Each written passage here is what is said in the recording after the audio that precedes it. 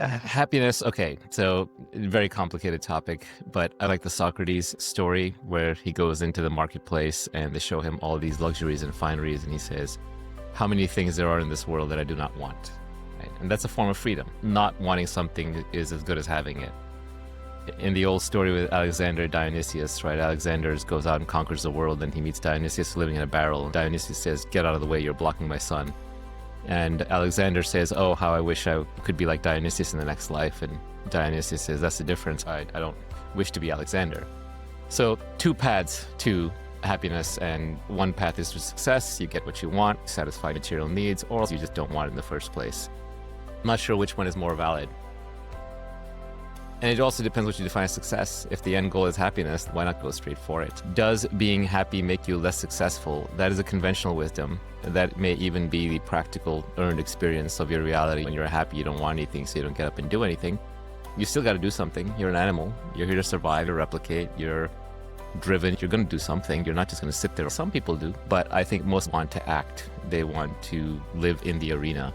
I've found for myself, as I've become happier, more peaceful, more present, more satisfied with what I have, I still want to do things. I just want to do bigger things. I want to do things more pure, aligned with what needs to be done and what I can uniquely do. Being happier can make you more successful, but your definition of success will change. For me, I wanted to take the path of material success first. I was not going to go be an ascetic and sit there and renounce everything. In the story of Buddha, he starts as a prince. And then he sees that it's all kind of meaningless because you're still going to get old and die. And then he goes into the woods looking for something more. I'll take the happy route that involves material success. Thank you. I think you have to try that path. If you want something, go get it. The reason to win the game is to be free of it. You play the games, win the games, and hopefully you get bored of the games. You don't want to just keep looping on the same game over and over, although a lot of these games are enticing and have many levels and are open-ended. And then you become free of the game in the sense that you're no longer trying to win it, but you can win it. And either you move to a different game or you play for the joy of it. If you define pain as physical, but suffering as mental anguish, you don't want to do the task at hand. If you were fine doing the task at hand, then you wouldn't be suffering. What's more effective, to suffer or just to interpret it in a way that is not suffering?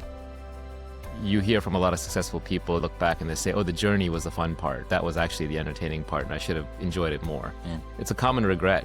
There's a little thought exercise I like to do, which is you can go back into your own life and put yourself in the exact position you were in 5, 10, 15, 20 years ago. And you try to remember, who was I with? What was I doing? What was I feeling? What were my objectives? Transport yourself back and see if there's any advice you'd give yourself, anything you'd do differently. Now, you don't have new information. Don't pretend you could have gone back, bought a stock or coin or whatever, but knowing what you know now in terms of your temperament and a bit of age-related experience, how would you have done things differently?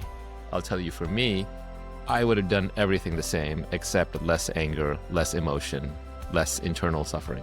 It wasn't necessary. I would argue someone who can do the job peacefully, maybe happily, is going to be more effective than someone who has unnecessary emotional turmoil. The journey is not only the reward, the journey is the only thing there is. Even success, it's human nature to bank it very quickly, right? Because the normal loop is you're bored, then you want something, then when you want something, you decide you're not going to be happy until you get that thing. Then you start your bout of suffering or anticipation while you strive to get that thing. If you get that thing, you get used to it, and then you get bored, and a few months later you want something else. And if you don't get it, you're unhappy for a bit, and then you get over it, you want something else, right? That's the normal cycle. Whether you're happy or unhappy, it tends not to last. I don't want to be glib and say there's no point in making money or being successful. There absolutely is. Money solves all your money problems, so it is good to have money. That said, there are those stories, I don't know if you've seen those studies, I don't know how real these are. A lot of these psych studies don't replicate, but it's a fun study that shows that people who break their back and people who win the lottery are back to their baseline happiness 2 years later. I don't know if that's entirely true. I think money can buy you happiness if you earned it, because then along the way, you have both pride and confidence in yourself, and you have a sense of accomplishment, and set out to do something and you were right. So I'll bet that lingers. Money solves your money problem. I don't want to be too glib, but in general, this loop of desire, dopamine, fulfillment, unfulfillment, you have to enjoy the journey. The journey is all there is. 99% of your time is spent on the journey if you're not going to enjoy it. Focus, decide that I don't want most things. We have a lot of unnecessary desires, opinions, judgments, and everything. Knowing those are the source of unhappiness will make you be choosy about your desires. And frankly, if you want to be successful, you have to be choosy about your desires. You have to focus. You can't be great at everything. You're just going to waste your energy and waste your time. Fame is this funny thing where a lot of people know you, but you don't know them. And it does get you put on a pedestal. It can get you what you want at a distance. So I wouldn't say it's worthless. Obviously, people want it for a reason. It's high status, so it attracts the opposite sex, especially for men. It is high cost. It means no privacy.